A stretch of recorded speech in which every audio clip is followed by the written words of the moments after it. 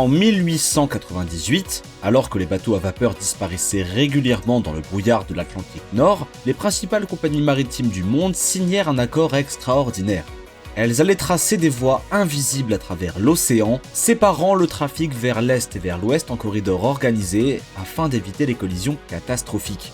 Le système fonctionna.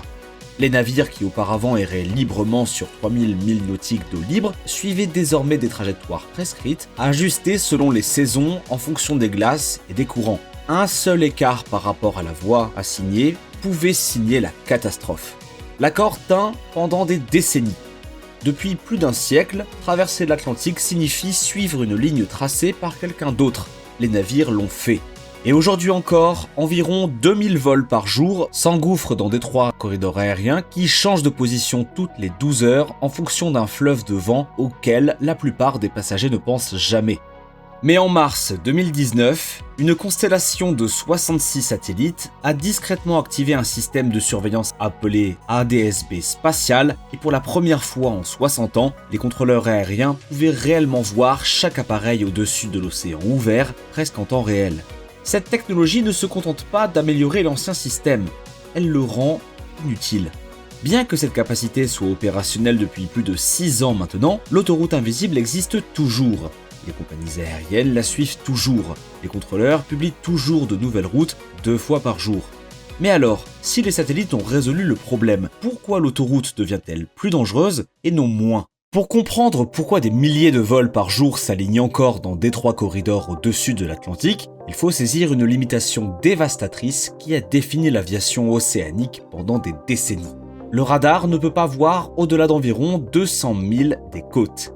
Passé ce seuil, les avions disparaissent entièrement des écrans des contrôleurs. Ce n'est pas une simple lacune technique mineure. L'Atlantique Nord, c'est l'espace aérien océanique le plus fréquenté de la planète, qui accueille environ 580 000 vols par an entre l'Europe et l'Amérique du Nord. Au pic de trafic estival, les contrôleurs du Channwick Oceanic Control à Prestwick, en Écosse, et du Gander Oceanic Control à Terre-Neuve, au Canada, sont chargés d'assurer la séparation d'aéronefs répartis sur des millions de milles carrés d'eau libre sans jamais les voir. La physique s'est révélée impitoyable. Sans radar, les contrôleurs dépendaient des comptes rendus de position transmis par les pilotes toutes les quelques minutes. Pour garantir qu'aucune collision ne survienne dans cette zone aveugle, les normes de séparation dépassaient la norme du secteur. Ces marges considérables signifiaient que le ciel ne pouvait accueillir qu'un nombre limité d'appareils à une altitude donnée. Et c'est ici que le courant jet entre en jeu. Le courant jet, une bande étroite de vent de haute altitude soufflant d'ouest en est à des vitesses dépassant parfois 200 milles à l'heure, représente la force économique la plus puissante de l'aviation transatlantique. Un vol en direction de l'est, profitant du courant jet de New York à Londres, peut réduire son trajet de 90 minutes. Un vol en direction de l'ouest qui le prend de plein fouet peut brûler des milliers de dollars de carburant supplémentaire. Le système s'est donc adapté. À partir de 1965, les autorités aéronautiques ont commencé à publier le North Atlantic Organized Track System, un ensemble quotidien d'autoroutes virtuelles tracées dans le ciel afin de faire passer le plus grand nombre possible d'aéronefs par les vents les plus favorables. Les routes en direction de l'Est sont publiées pour les traversées nocturnes, avec entrée dans le système entre 1h et 8h. Les routes en direction de l'Ouest sont publiées pour les retours diurnes, franchissant la limite des 30 degrés ouest entre 11h30 et 19h. Toutes les 12 heures, les routes sont redessinées à partir de données actualisées sur le courant jet. Le système s'est révélé élégant. Les aéronefs qui ne pouvaient être vus étaient du moins prévisibles.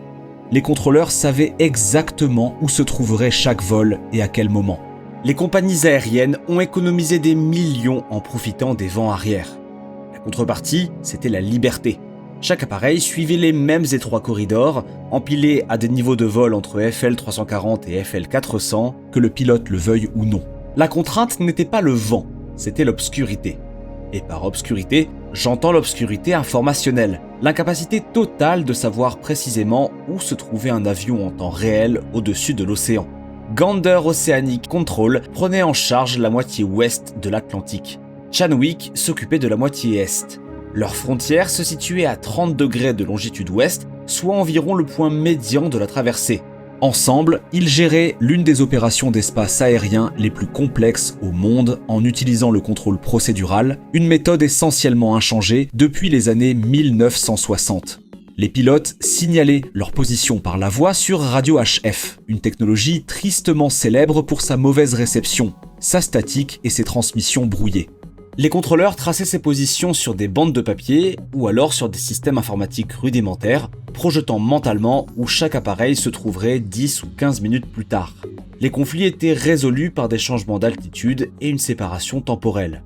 Les avions qui obtenaient la meilleure route profitaient de vents favorables et économisaient du carburant. Ceux qui n'y parvenaient pas étaient relégués à des altitudes moins efficaces ou à des routes moins favorables. Le résultat était une loterie concurrentielle. British Airways pouvait obtenir la track Alpha au FL 380 avec un vent arrière de 180 nœuds. United pouvait se retrouver coincé sur la track Charlie au FL 340 avec un vent arrière de 120 nœuds. Même océan, même nuit, mais une économie radicalement différente. Le système fonctionnait, mais il fonctionnait comme un feu de circulation sur une autoroute faite pour des vélos. Il empêchait les collisions, mais imposait d'énormes contraintes artificielles sur la capacité et l'efficacité. Puis, le 27 mars 2019, tout a changé.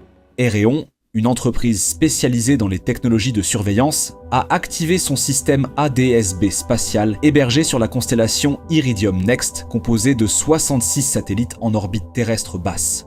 Pour la première fois dans l'histoire de l'aviation, les contrôleurs de Gander et de Chanook pouvaient voir en temps réel chaque aéronef équipé survolant l'Atlantique Nord. Plus toutes les 10 minutes, plus à travers des comptes rendus radio HF brouillés, en continu. Toutes les quelques secondes. Les implications furent immédiates et profondes. Les normes d'espacement établies pour un environnement aveugle pouvaient enfin être réduites. L'espacement latéral a diminué. L'espacement longitudinal s'est resserré. Ce seul changement a accru la capacité effective de l'espace aérien et, selon NATS, a permis de réaliser des économies de carburant de 19 millions de livres sterling par an.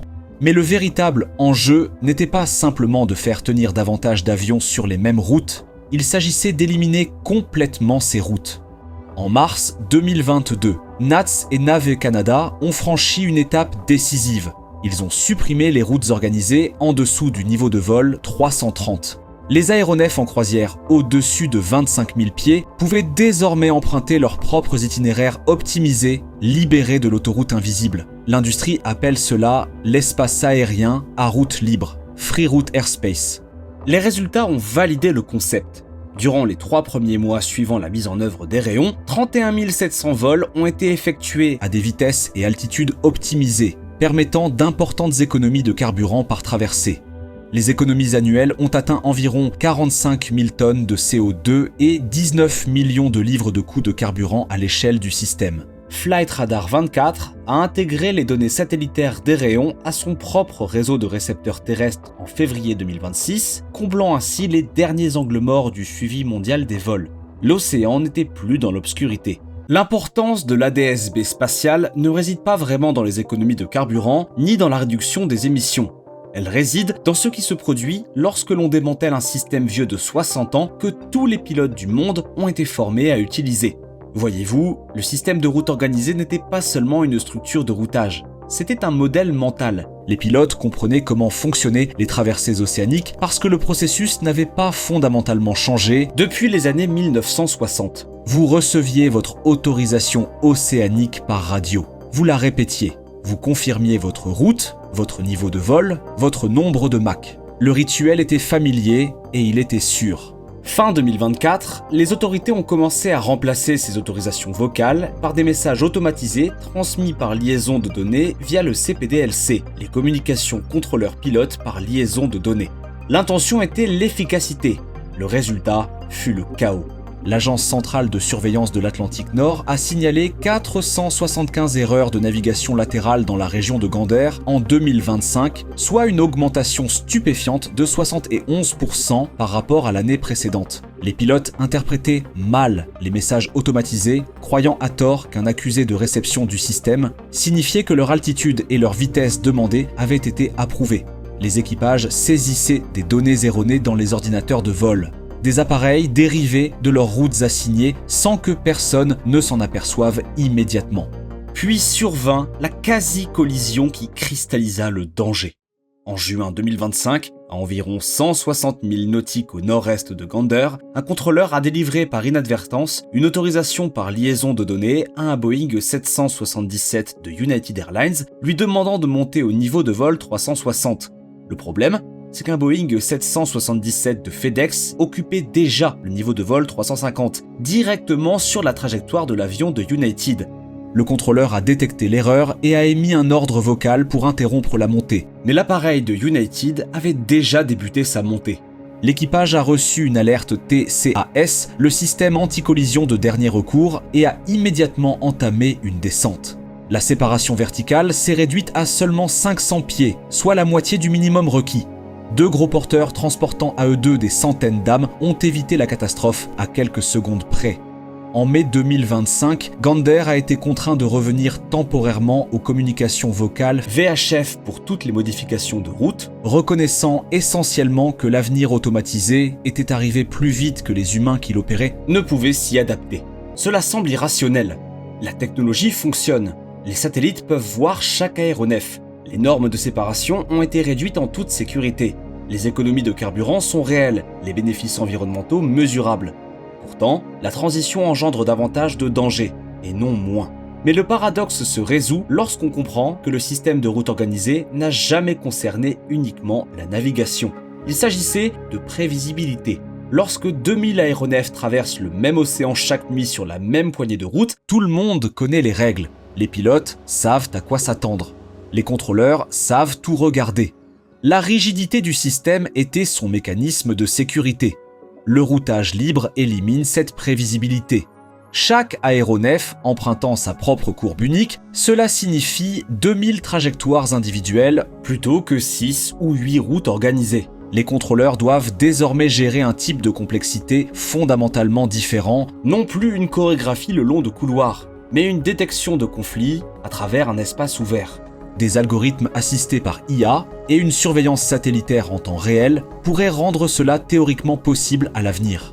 Mais l'élément humain, les pilotes interprétant de nouveaux formats de messages, les contrôleurs s'adaptant à de nouveaux flux de travail, demeure le goulot d'étranglement, et l'environnement lui-même devient moins coopératif. Des recherches de l'université de Reading ont documenté que les turbulences sévères en air clair au-dessus de l'Atlantique Nord ont augmenté de 55% depuis 1979. Le courant jet, qui rend le système de route si économiquement précieux, devient plus volatile et moins prévisible à mesure que le climat se réchauffe. L'autoroute invisible devient plus chaoteuse au moment précis où la technologie permettant de l'abandonner arrive. En mars 2025, l'OACI a franchi une nouvelle étape révélatrice de la direction que prend cette évolution. Elle a officiellement supprimé les Blue Spruce Routes, ces couloirs de secours historiques passant par le Groenland et l'Islande qui servaient de bouée de sauvetage aux avions dotés d'un équipement de navigation limité depuis les débuts de la traversée transatlantique. Ces routes étaient les vestiges d'une époque où traverser l'Atlantique signifiait sauter d'une masse terrestre à l'autre en gardant quelque chose de solide à portée en cas de panne moteur. Leur suppression s'est faite dans le silence, mais sa portée symbolique est immense. Elle signifie que l'Atlantique Nord n'est plus conçu pour accueillir des avions incapables de naviguer avec précision. Tout appareil traversant cet océan doit désormais être équipé de GPS et de systèmes de surveillance de pointe. L'ère de la navigation procédurale, des comptes rendus de position, des bandelettes papier et de la radio HF est concrètement révolue. Le système de route organisé existe toujours publié 2 fois par jour, toujours décalé en fonction du courant jet. Mais la trajectoire est sans équivoque. NATS et NAV Canada ont fait part de leur intention de finir par dissoudre toute cette structure, même aux heures de pointe du trafic. L'autoroute invisible, celle qui a canalisé des millions de vols le long des mêmes étroits corridors pendant 6 décennies, est démantelée pièce par pièce. Lorsque la dernière route organisée sera finalement retirée de la publication quotidienne, cela refermera un chapitre qui n'a pas commencé avec les réacteurs ou les satellites, mais avec des navires à vapeur pris dans le brouillard. Plus de 2000 vols traverseront encore l'Atlantique chaque jour. Ils continueront à suivre le courant jet vers l'est et à l'éviter vers l'ouest. Ils partiront toujours des mêmes aéroports et atterriront aux mêmes destinations. Mais chaque appareil volera sur sa propre trajectoire invisible, optimisée par des algorithmes, suivie par des satellites, séparés par des systèmes qui n'existaient pas il y a 10 ans. La question n'est pas de savoir si l'autoroute invisible va disparaître. C'est déjà ce qui est en train de se passer. La question est de savoir si le reste de l'aviation, les pilotes, les contrôleurs, les procédures rédigées pour un monde qui n'existe plus, suivent vraiment le rythme. Maintenant, avant de partir, l'algorithme YouTube pense que vous allez aimer cette vidéo ensuite. Alors pourquoi ne pas aller la voir ?